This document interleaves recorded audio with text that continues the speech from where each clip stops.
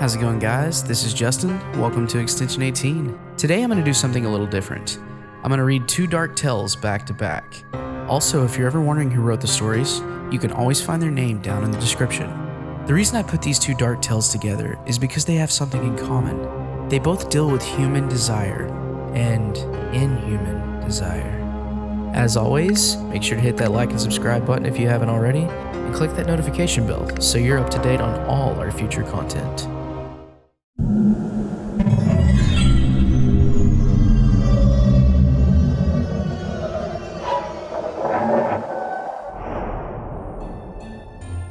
The price.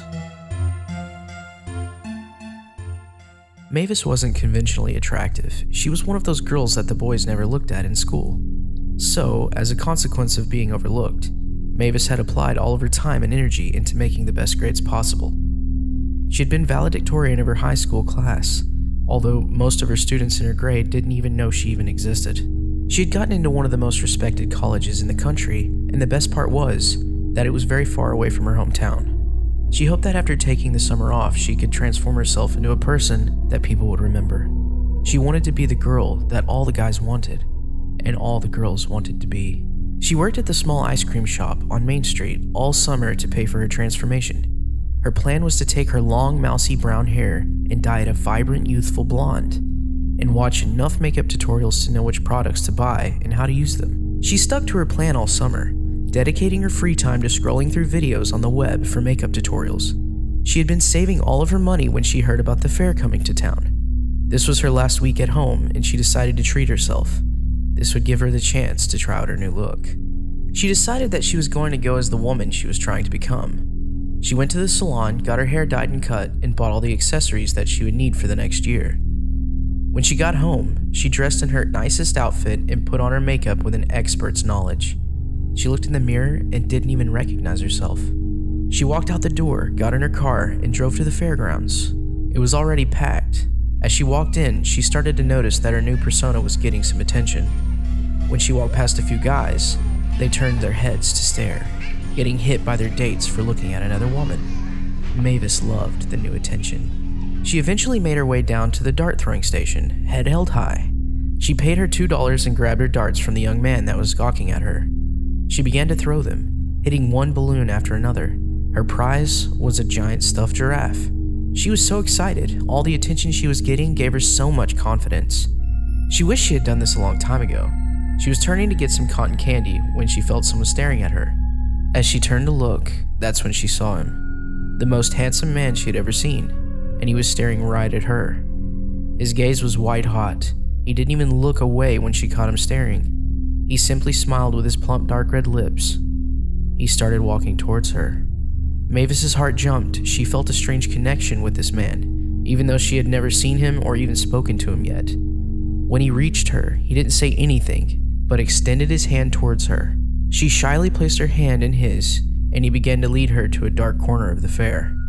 She started to protest, but as soon as he turned his head to look at her with his deep-set brown eyes, her protests fled her.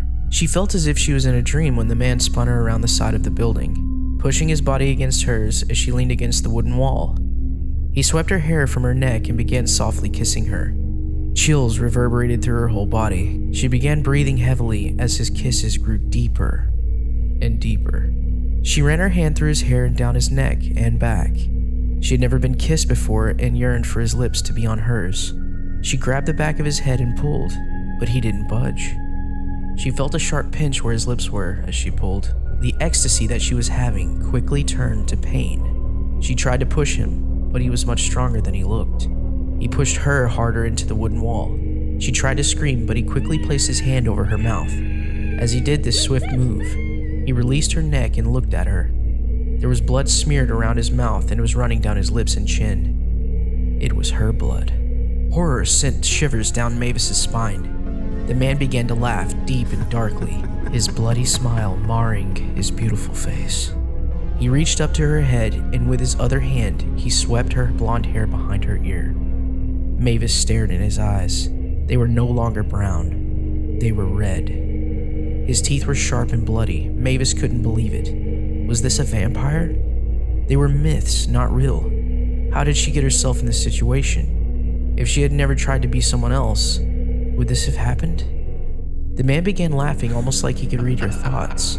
That's when she knew it. It didn't matter what her choices had been. She had made them now, and she would never make another. The man leaned in and began sucking her neck again, draining her blood and life force. She began to feel weak at the knees, and her vision blurred. She was going to pass out.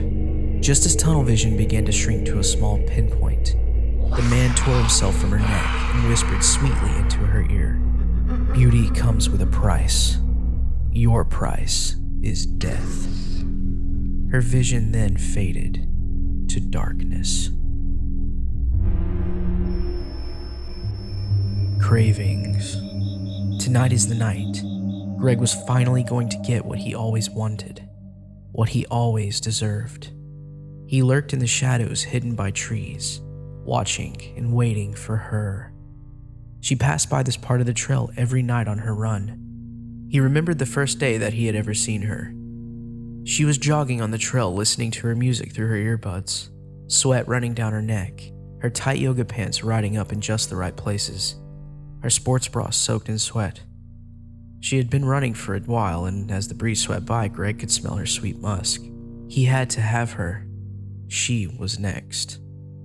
He watched her run by every night since then, always the same path, never any running buddies, always listening to music. He had built up the fantasy he was about to recreate so many times in his mind that he was almost shaking with anticipation. He felt the breeze go by, the autumn air crisp and refreshing. He looked up to see the moon full in the darkened sky. He looked at his watch. It was just about time. He grabbed his rope and readied himself for the attack. That's when he heard the snap of a twig not far up the trail. It was time. There she was, running as usual, with her tight yoga pants, black sports bra, hair in a messy ponytail, sweat rolling down her neckline against her earbud cable. She would never even see him coming. He stepped out of the shadows just as she passed him. He smelled her sweat in the wind. He started towards her, but he stopped short when the wind changed directions, and she stopped running. He watched as she raised her head towards the sky, sniffing the air. He waited anxiously as she gazed at the moon, round and bright. She dropped to the ground suddenly, as if she had passed out. He began moving towards her. This was going to be easier than he ever thought possible. When he was within arm's length of her, she began shaking. Her whole body seemed to be vibrating with an intense rate.